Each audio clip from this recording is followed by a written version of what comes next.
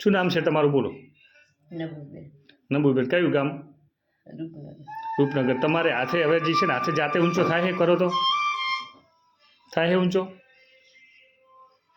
થાય છે? નથી થતો હાથ ઊંચો? ટ્રાય કરો એકવાર હજુ. એમની જાતે જાતે પકડી જાતે નથી થતો. બરોબર. ઓકે. અહીંયા દુખે છે ને? અરે બરોબર.